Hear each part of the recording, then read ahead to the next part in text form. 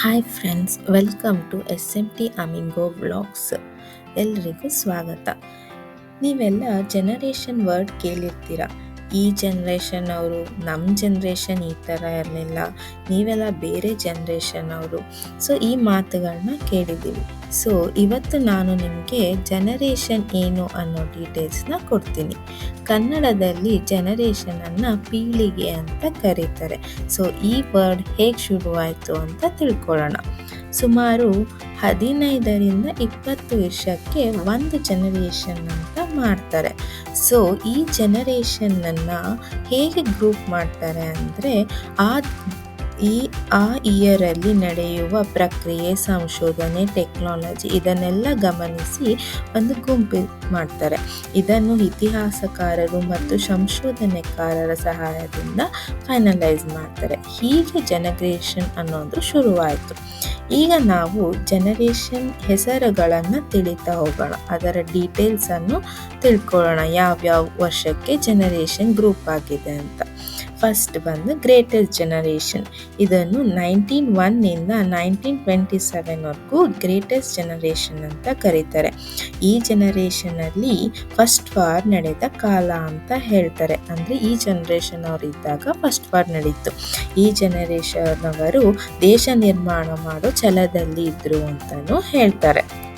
ಇದರ next follow up ಆಗಿದ್ದು silent generation. 1928ಇಂದ 1945ವರೆಗೂ silent generation ಅಂತಾರೆ.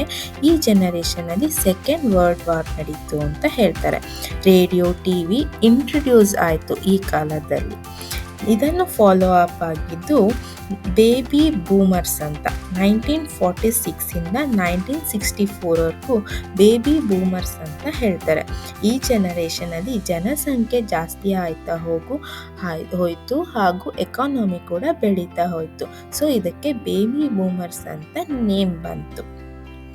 ಬೇಬಿ ಬೂಮರ್ಸ್ನ ಫಾಲೋ ಅಪ್ ಆಗಿದ್ದ ಜನರೇಷನ್ ಬಂದ್ಬಿಟ್ಟು ಜನರೇಷನ್ ಎಕ್ಸ್. 1965ಇಂದ 1980ವರೆಗೂ ಅರ್ಲಿ ಡಿಜಿಟಲ್ ಶುರುವಾದ ಕಾಲ.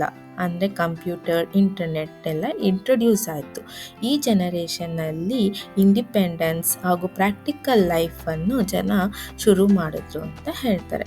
ಜನರೇಷನ್ ವೈ 1981ನಿಂದ 1996ವರೆಗೂ ಹಾಗೂ ಮಿಲೇನಿಯಲ್ ಅಂತಲೂ ಕರೀತಾರೆ. ಈ ಜನರೇಷನಲ್ಲಿ ಮೊಬೈಲ್, ಕಂಪ್ಯೂಟರ್ಸ್, ಸೋಷಿಯಲ್ ಮೀಡಿಯಾ, ಹಲವಾರು ಟೆಕ್ನಾಲಜಿಗಳು ಶುರು ಆಯಿತು ಈ ಕಾಲದಲ್ಲಿ. Millennial generation. ಸೊ 1997 2012 ಇದನ್ನು ಫಾಲೋ ಅಪ್ ಮಾಡಿದ್ದು ಜನರೇಷನ್ ಝೆಡ್ ಅನ್ನೋ ಕಾಲ. ಸೊ ಈ ಜನರೇಷನ್ನಲ್ಲಿ ಡಿಜಿಟಲ್ಲು ಸಂಪೂರ್ಣವಾಗಿ ಅಡಾಪ್ಟ್ ಆಯಿತು ಅಂತ ಹೇಳ್ತಾರೆ. ಅಂದರೆ ಮೊಬೈಲ್, ಕಂಪ್ಯೂಟರ್ಸ್ ಬಳಕೆಗಳು ಜಾಸ್ತಿ ಆಯ್ತಾ ಹೋಯಿತು ಹಾಗೂ ರೊಬೋಟಿಕ್ಸನ್ನು ಇಂಟ್ರೊಡ್ಯೂಸ್ ಆಯಿತು. ಟ್ರೆಂಡ್ ಸೆಟ್ಟಿಂಗ್ ಕಾಲ ಅಂತ ಕರೀತಾರೆ ಈ ಪೀಳಿಗೆ. ನೆಕ್ಸ್ಟ್ ಬಂದು ಜನರೇಷನ್ ಆಲ್ಫಾ. 2013ಇಂದ 2024ವರೆಗೂ ಈ ಜನರೇಷನ್ ಅವರು ಚಿಕ್ಕ ಮಕ್ಕಳಿಂದನೇ ಟೆಕ್ನಾಲಜಿ, ಮೊಬೈಲ್ಸಿಂದ ಬೆಳೀತಿದ್ದಾರೆ. ಸೊ ಇದರ ಜೊತೆಗೆ AI, ಆನ್ಲೈನ್ ಕ್ಲಾಸಸ್, ಕೋವಿಡ್ ಇದನ್ನೆಲ್ಲ ನೋಡಿದ ಪೀಳಿಗೆ ಅಂತಲೂ ಹೆಸರುವಾಸಿಯಾಗಿದ್ದಾರೆ. ಸೊ ಇದರನ್ನು ಫಾಲೋ ಅಪ್ ಆಗ್ತಾ ಇರೋದು ಜನರೇಷನ್ ಬೀಟಾ.